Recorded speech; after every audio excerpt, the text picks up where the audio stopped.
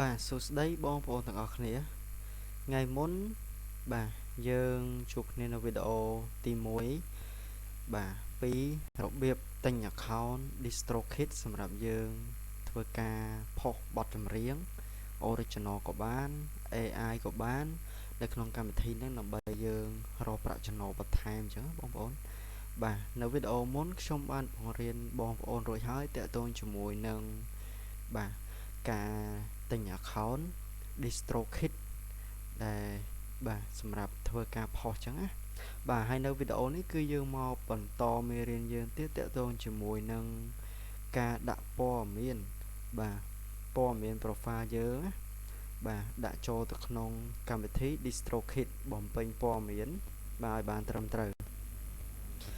បាទអញ្ចឹងបងប្អូនជួយ like subscribe channel ខ្ញុំម្នាក់មួយផងដើម្បីទទួលបាននៅចំណេះដឹងថ្មីបន្ថែមទៀតនិងវីដេអូបន្តទៀតពីខ្ញុំ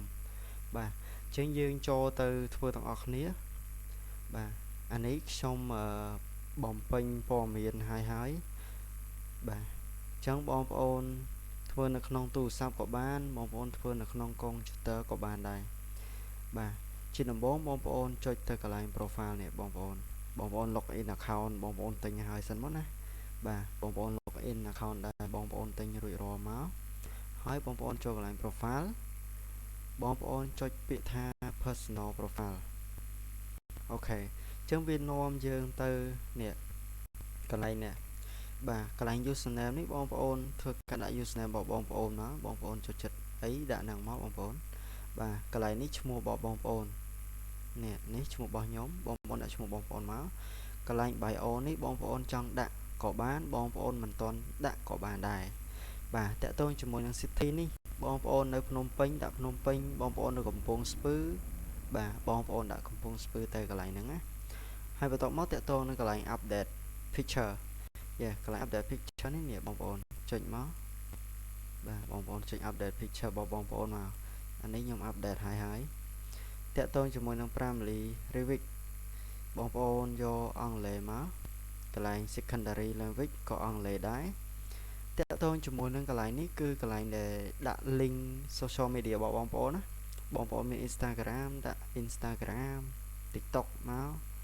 បាទអានេះX អានេះ YouTube បាទបងប្អូនដាក់បោះបងប្អូនមក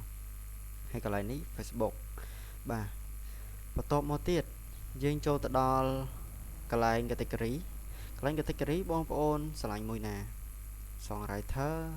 producer engineer ចឹងមក engineering ចឹងមកបាទ business មានច្រើនមានដានមានអីចឹងមកចឹងខ្ញុំសូមយក museum កន្លែងនេះpiano បាទខ្ញុំយក piano បងប្អូនឆ្លាញ់ guitar ដាក់ guitar bass guitar ចឹងមកស្រេចទៅលើបងប្អូនទេបងប្អូនឆ្លាញ់មួយណាដាក់មួយហ្នឹងមកបងប្អូនបាទចឹងខ្ញុំយក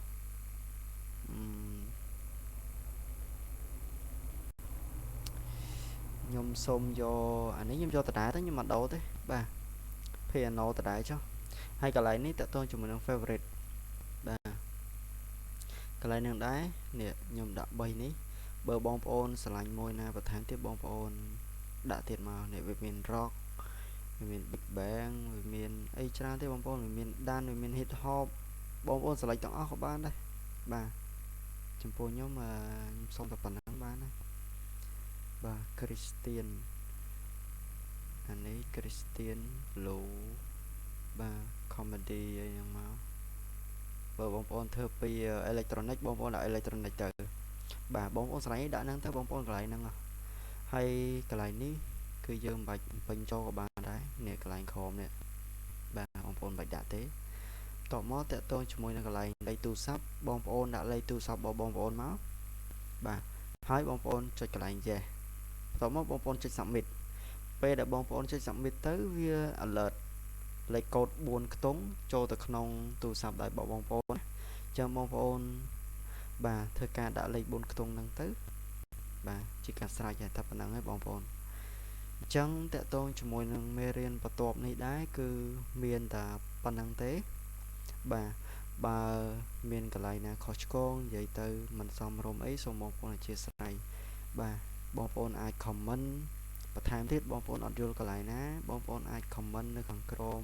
បាទវីដេអូរបស់ខ្ញុំបានបាទខ្ញុំនឹងធ្វើវីដេអូបន្តទៀតបាទជួបគ្នានៅវីដេអូក្រោយបាយបាយបងប្អូន